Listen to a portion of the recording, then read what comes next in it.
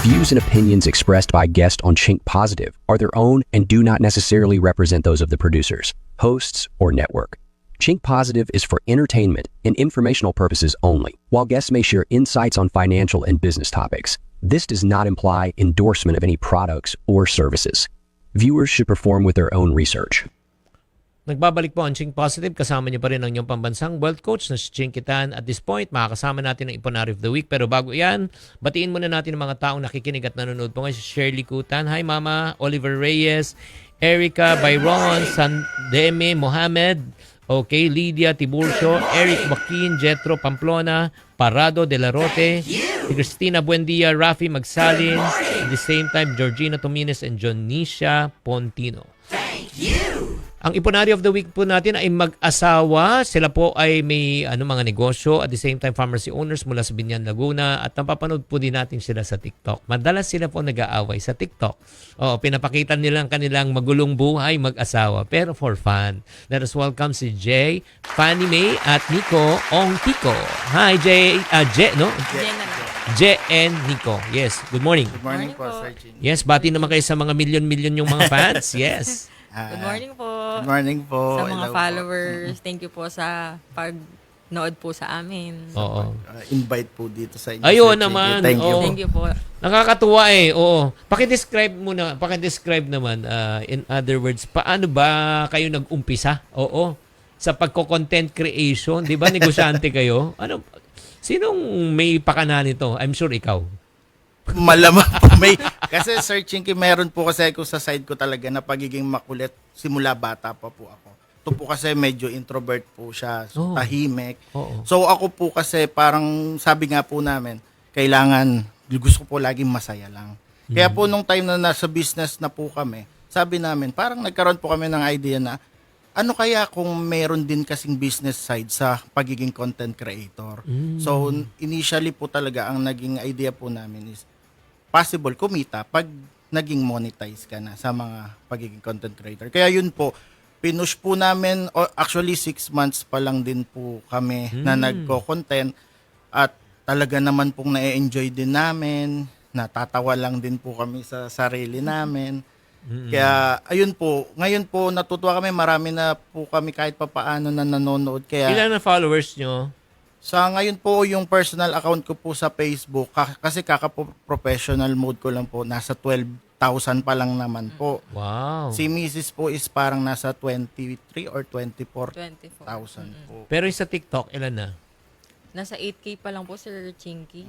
Ha? Kasi kakastart pa lang din po talaga Ilan? namin. 8,000 po. 8,000 ano? something. Oy, meron ba nagsabi sa'yo? Ito lang natin lang to Kuya Nico. May nagsabi na meron kang kapatid sa TikTok. Sino? Parang may nababasa po ako sa comment. Si Jack Abella? Opo, tinatag po kami. Opo. Tinatag din po Ito si Jack. Si Zik po. Opo, yan daw po Ayun, ang aking nawawalang kapatid po. Oo, kamukha niya, kawig niya, Pero iba lang yung buhok.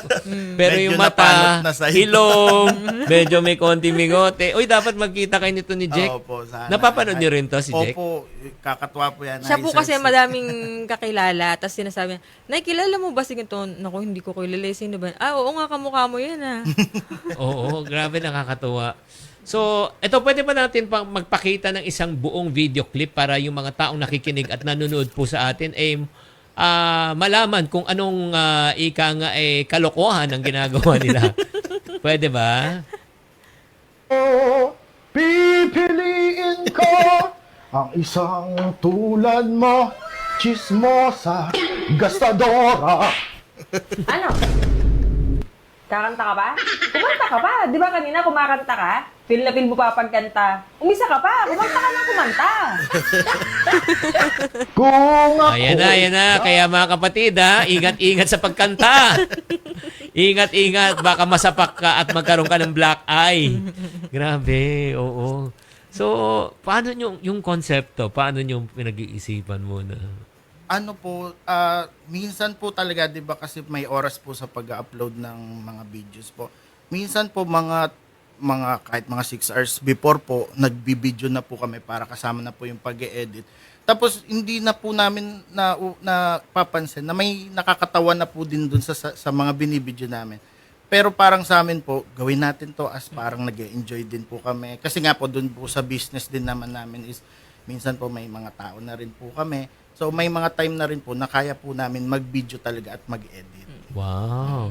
Parang kung feel po namin na ako nasiyahan ako dun sa video, why not kami naman yung mag-act ng ganon. Parang ganon po. Parang kung ano yung, nakaka-happy to. Kung tayo kaya yung mag-act ng ganon, ganon din kaya yung kalalabasan. Sige. Anong gawin naman natin? Magbalik tanaw tayo kung paano sila nag-meet. Oo. Hindi ko lang alam kung sino nabulag sa kanilang dalawa. Oo. Okay.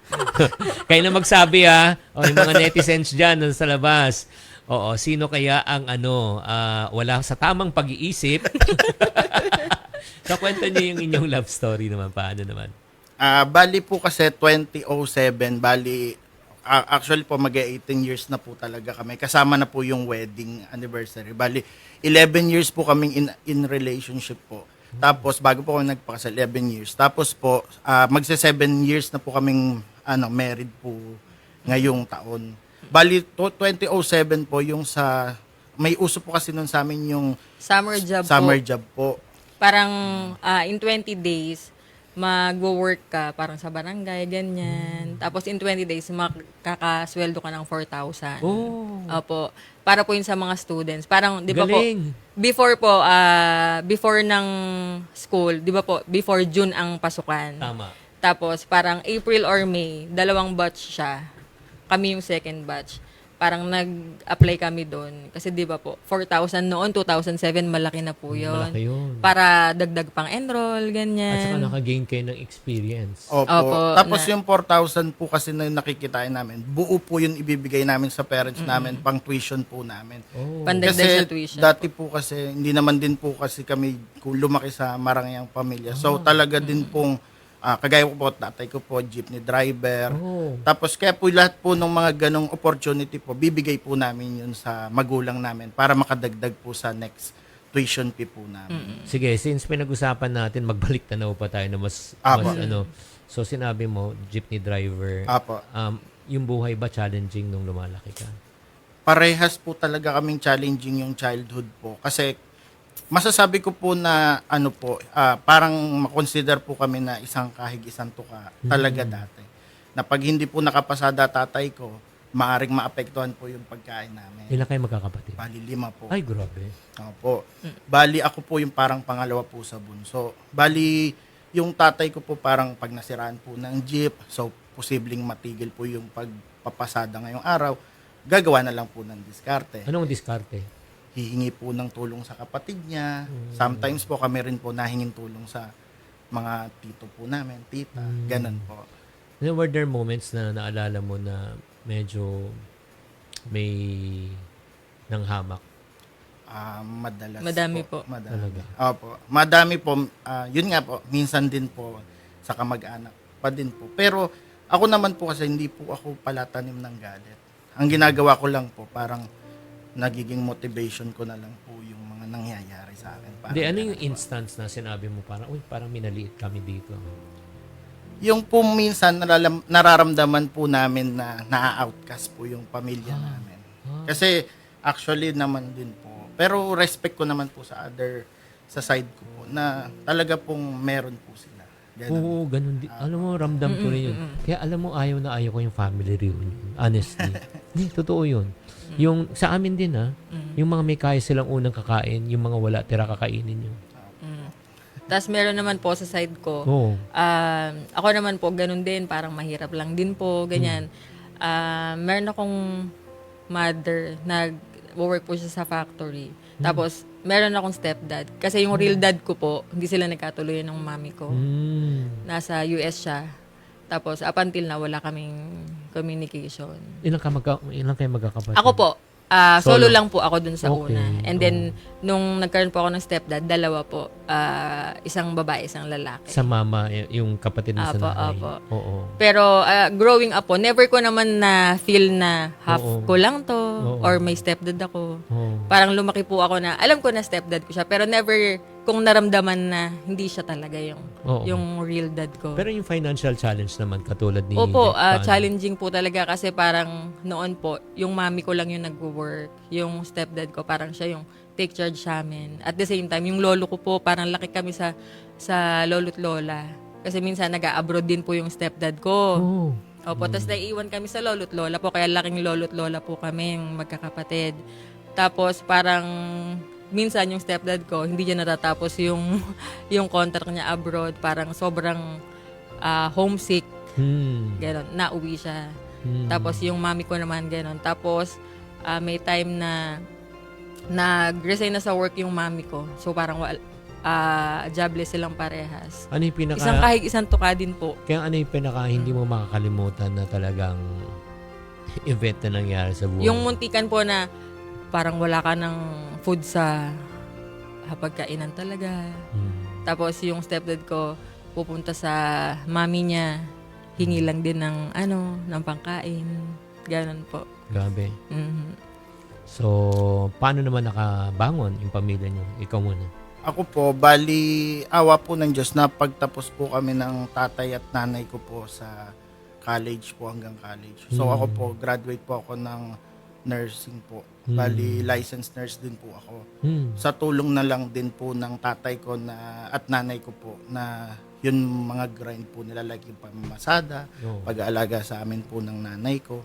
So lahat po kami awa ng Diyos po nakagraduate ng college po. Wow. 4 po yung nurse po sa amin na licensed nurse din po. Tapos yung ate ko po na panganay is BS Psych po.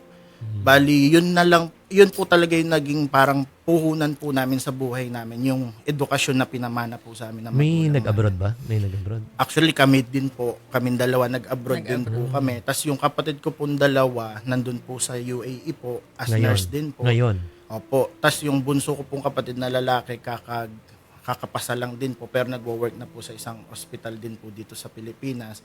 Ang ate ko naman po is nasa business po. Nakakatulong naman sila ngayon sa pamilya na may nanay, tatay. Opo, parang yun po yung naging mission namin na kahit na may mga sa kanya-kanyang pamilya po, Oo. talagang wag po Ambag-ambag. namin pabayaan. Oo. Kagaya po nung bunso ko pong kapatid, kami na po magkakapatid na nakapag-aral, nakapagpaaral po. Wow. Tapos yung mga kapatid ko po, kahit po magsimula sa panganay po namin, may pamilya na siya, talaga pong full support po sa magulang po namin. Oo. On your end naman, paano nakabangon? Pero bago mo sagutin yan, we're gonna pause for a short break. Ang Philippine Standard Time po right now ay 9:41 ng umaga at magbabalik pa ang Ching Positive.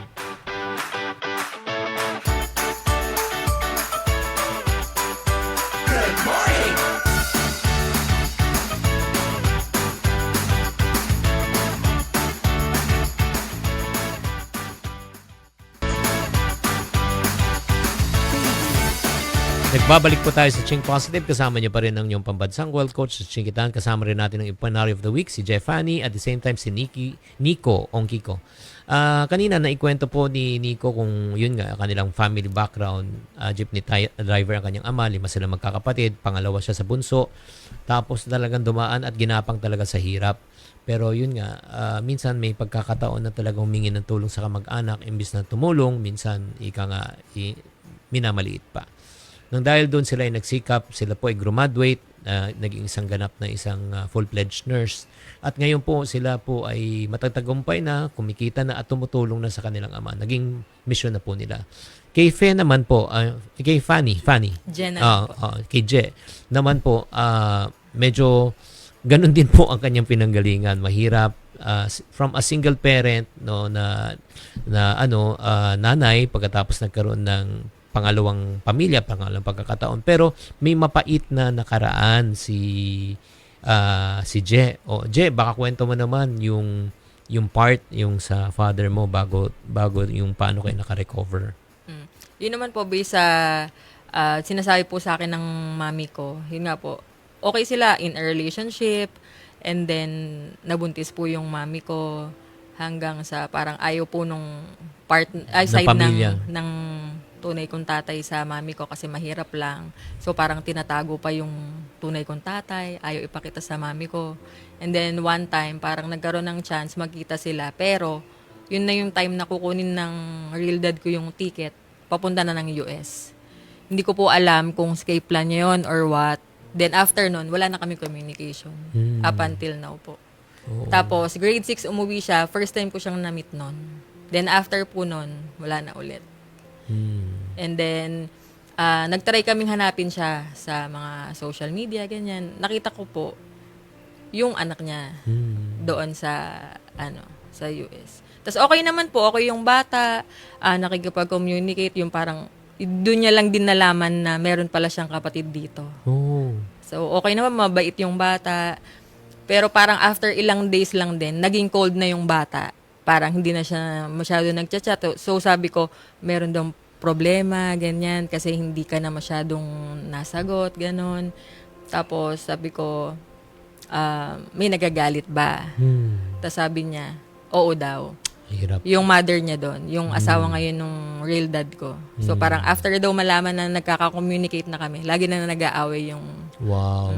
Tapos after po nun, wala na, parang tinigilan ko na po. Pero okay lang naman po kasi parang simula po nung naging nanay na ako, parang nilet go ko na yung mga ganung... Ayoko na po ng mga negative vibes, lalo't meron na po akong sariling anak. So gusto ko, lumaki yung anak ko na happy yung environment niya, yung mundo niya.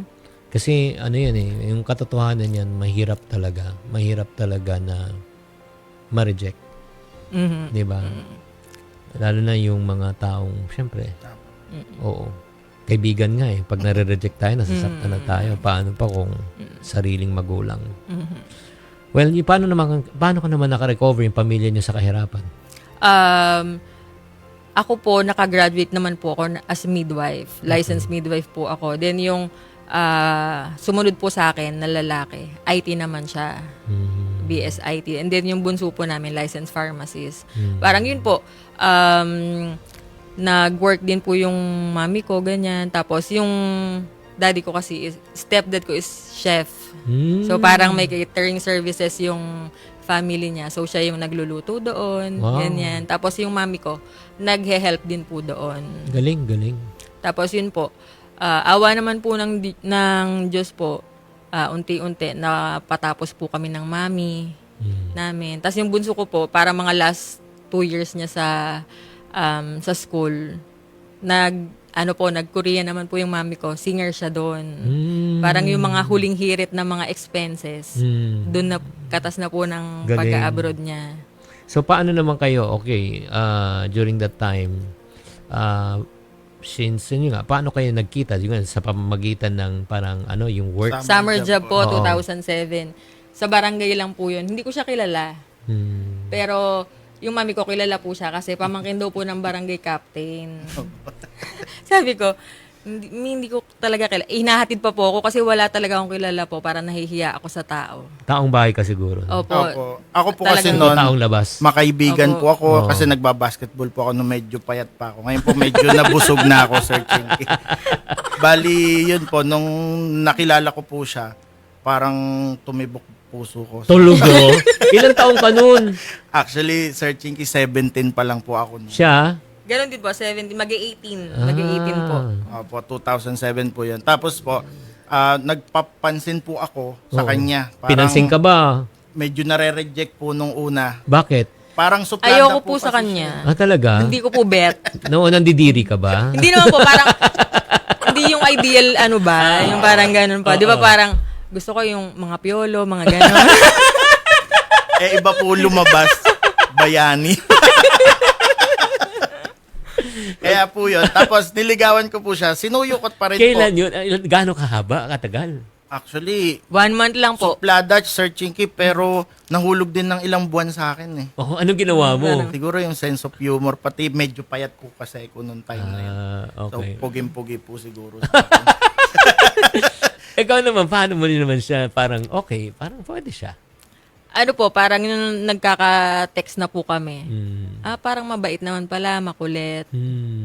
Pero ayoko po kasi isang barangay lang po Parang ayoko pong kung hindi ko sure kung magtatagal kami. Ayokong meron akong history dun sa barangay namin na kakilala ko. Tapos, Oo. Di ba Tapos po? di kayo nagkatuluyan. Tapos Parang magkikita kayo awkward madalas. po. Nakakainis yun, nakakailang. Tas 20 days lang din po yung summer job. So parang ang iksi po nung panahon na magkahulugan po Ang kami. ganda Parang ng 1 month po.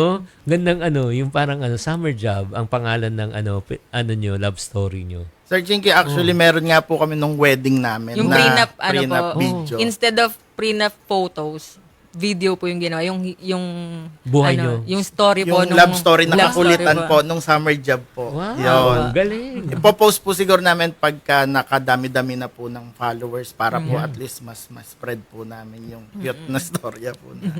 So, syempre, nung kinasal na kayo, maganda na ba yung katayuan ng finances nyo? Hindi pa rin po. Talaga? Nagtatrabaho ka, no? Nagtatrabaho ka? OFW po kami pareha sa UAE po.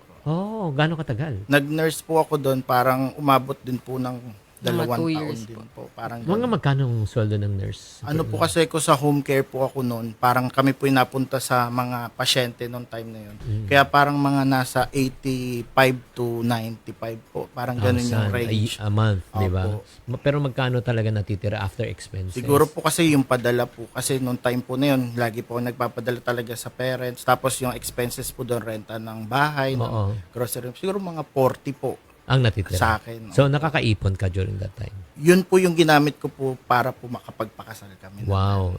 On your end naman, ano trabaho doon? Sa ano din po ako, sa office naman. Oo. Sa office po. Bali, sumali po ako ng paluwagan. Kasi may mga kabayan din po akong kasamahan. Mga Buti naman ka-work. legit, no? Opo. Oo. Tapos, parang sabi ko, kasi wala din po natitira eh. Oo nga. Parang padala po sa Pinas and then allowance po. May certain amount lang ako for food. Tapos minsan, nag-iipon ako ng para pang papackage. Ganyan. So, parang matitirhan lang ako ng 100 dirhams. So, magkano lang po yun pagkakasyahin ko in a month. Tapos, yung hulog ko sa paluwagan para kahit papaano, makahawak ako ng malaking pera ng sarili ko po. So, kailan kayong nagplano na, okay, you're going to settle na kayo, mag-uumpisa na kayo ng pamilya? Bali, 2007 po, naging kami. Tapos nag-decide po kami ng 2018 po. Tagal Opo, ika-11 years po namin, exact June 4, 2018 po. 11 years, nung mismong anniversary, nagpakasal po kami. Kaya nga, yung 11 years nakabuelo na kayo, nakaipon na kayo, meron na. Para lang Pampakasal po po. siguro sa pampakasal nung time na Talaga? yun. Magkano inabot nung pampakasal noong 2018? Mahal na rin po kasi yung kasal po nung time na yun. Umabot Sir ba ng 1 Chinky. million? Mga nasa 800 Mga po. ganun. Ang taas na rin, ha? Opo. Opo. Oo. Parang yun nga po kasi sabi nga po namin, parang nangangarap din Once po in a lifetime Kasi ako, na. Sir Chinky, to be honest po, naging challenge din po kasi sa akin yung naging storya niya. Na parang hindi niya po naranasan na maging parang prinsesa sa Oo. past niya. Oo. Ako po, parang naging dagdag motivation ko na ibigay ko po sa kanya Tama. yung best. Kasi hindi niya naman po naranasan na yung maging parang ganun po, prinsesa sa kanyang storya. So, Yeah. sa bagong chapter ng buhay niya po, parang nagkaroon po ako ng idea na gawin ko sa kanya yung best para naman kahit papaano po matabunan ko yung mga pain na naranasan niya po. Galing, galing. And right now, the rest is history. Ah, Di ba? Ang galing naman. So, kamusta naman kayong buhay mag-asawa? Kayo tungkol sa pera, kayo ba ay nagkakaroon din ng concerns o di pagkakaunawaan? Meron ba? Actually, Sir Chinky, totoo lang po, hindi po namin napag-awayan ng pera. Kasi ano yung philosophy nyo? Yung kayo po, yung happy wife, happy life. Yes. Kasi ang ginagawa ko po, lahat po ng pera sa kanya po, binibigay ko po sa kanya. Pero pagdating po kasi sa pagmamanage, lagi pong may conversation kami o pag-uusapan para mag-decide sa isang desisyon. Bali, kuwari, binigay ko po yung pera sa kanya. Ito, ako rin po yung parang mag-set ng mga rules na ito para dito yan, ito ang unahin natin. Then pag may naman po siya, babalansin niya po. Parang wag Galing. muna yan. Kailangan po, Apo. open kami. Hindi pwedeng yung isa agree, yung isa disagree. Tama. Dapat po, parehas Magkaisa. kami. Ultimo, Sir Jinky, pag lalabas po ako, pengen naman pang baon ko, pang labas. Nahingi po ako sa kanya. Open communication po. Kahit po kapiso-pisuhan yan. Sinasabi ko po sa kanya, gusto ko yung transparent. Saka wala pong secret sa amin. Yeah, ang galing. So, ang unang sikreto nyo, conversation, open communication. Number 2, walang secret. Number 3, ang secret pala ng happy wife, happy life, ang pera ni Mr. ay pera ni Mrs. At ang pera ni Mrs. ay pera pa rin ni Mrs. Oh, ganun kasimple lang yun. Oo. Para makaiwas din sa black eye, Sir Jinky. Grabe. Ay, nako. Ay, grabe. Alam mo, I'm so proud of you guys. Thank you po. Super proud ako na sa likod ng pagpapatawa nyo sa TikTok, malalim ang hugot. At ipagpatuloy nyo pa. Oo. Opo. Malayo ang mararating mo. Nico, lalo kung may pamasahe ka. Jogging na lang po para mamayat. Sige, ano naman maipapayo nyo? Siguro, let's talk about ikaw muna, Je. No? Ano maipapayo mo first sa mga taong nasa parehong sitwasyon mo na hindi kinilala or 'di ba, or part of a broken family? O ano masabi mo sa kanila? Siguro po sa una po mahirap, pero depende po kung sino yung mga taong nasa paligid mo. Kasi ako po, I have my mom, meron po akong stepdad, which is never kong naramdaman na stepdad ko lang siya. And then, meron po akong lolo at saka tito. Never po silang nagkulang ng pagmamahal sa akin. So, kahit wala yung sarili kong tatay, basta nandyan sila, kumpleto na po ako. Ang ibig sabihin kapatid, wag mong hanapin ang mga bagay na wala sa'yo. 'Di ba? Magpasalamat ka kung anong meron Opo. at pag-igihin mo. How about you naman, Nico, para sa mga taong yun nga na medyo may pinagdadaanan financially, 'di mahirap ng buhay, maraming magkakapatid, 'di ba? So anong masasabi mo sa kanila? Para sa akin po kasi talaga pong mga ibabaw din po talaga yung parang presensya ng Panginoon sa buhay mo. Unang-una po. Kasi kung saan ka po ililid ni Lord, kung kuwari may isang bagay po na ina-align sa'yo, feeling mo, yun yung gusto mo. Pero pag inalign ka ni Lord sa isang bagay, na dun pala ikaw parang magiging okay, yun yung i-push mo. Parang hindi po kasi ako nagbe-base sa, dito ako magaling, kagaya ko po, nurse ako. Pero hindi na po ako nag-work sa ospital, nag-business po ako. Kasi siguro po, based po sa sign ni Lord, dito niya po ako nililid. Kaya yung time po na yun po yung lagi kong ipapayo sa mga tao na una po, sa Panginoon, maniwala kayo din sa believe nyo sa sarili. Tapos, kung talagang nakikita nyo na andyan na yung opportunity, subukan nyo, paghirapan nyo. And then pag po naman napaghirapan nyo na at dito kayo naging successful, yun po yung ibinigay ni Lord sa inyo. Wow, galing naman. Paano naman ang huling payo naman sa buhay mag-asawa na hindi matulad kay Nico sa TikTok na parating black eye na lang, parati na lang, Nagugulpe. Oo. Anong masasabi nyo? Siguro po yun, content lang. Pero sa totoong buhay talaga, yun po, hindi siya pagiging under, pagiging pagkakaroon ng respect. Oh, ganda. Hindi siya pagiging under, kundi respeto sa misis or sa mister. Vice versa po. Ganun po. Parang kung ano yung gusto niya, kung di naman masama, irespeto mo. Kung ano yung gusto ko, kung di naman masama, hindi makakasama sa pamilya natin, irespeto mo. Yung parang you don't take each other for granted, di ba? Opo, lagi pong namin inaano na, ano kayo mararamdaman ng mister ko or ako. Nag-iingat po din kami na, para yun nga po, may bagay na mapagsisihan ko po sa huli. Kaya parang lagi ko na lang po nagiging goal. Una, anak ko, maging masaya sila. Tapos asawa ko po. Para yung pong environment na sa loob ng bahay is parang ansaya po talaga. Yes. Yun lang po. Sige, pwedeng promote nyo yung social media nyo para masundan pa kayo ng mga tao. Sige po. Sa personal Facebook account ko po, J Ocampo Ong Iko. And then sa TikTok, ganun din po, jocampo.ong Iko. Then sa YouTube po, baguhan pa lang po kami, pero J Ong Iko po. Yes. Nako. Maraming salamat. Mabuhay po kayo. Maraming salamat po. Salamat po Sir sa pag-invite, Sir Chinky. Oo naman. At syempre naman, pag sa mag-asawa, kailangan a family that ipons together, yayaman together. Bibigyan ko kayo ng ipon box, ha? Kaya magsimula na kayo mag-ipon para hindi na kayo mag-away, ha? At No bibigyan black ko yung eye. latest book ko, yung 10 utos para pera di maubos. 10 money mistakes, no? Na kailangan maiwasan nyo. Okay. Thank you po. Maraming salamat. Siyempre, hindi tayo magpapaalam na hindi tayo nanalangin. Let us pray. In the name of the Father, the Son, the Holy Spirit, Lord. Maraming salamat po sa Panginoon sa pagkakataon yung pinagkaloob sa adlaw na ito. Thank you, Kaayo. Dagan salamat po sa buhay ng iyong pinagkaloob. At the same time, sa buhay po ni Jay. At the same time, ni Mr. Ong Kiko, na alam po namin na ginamit niyo po sila isang magandang halimbawa, inspirasyon.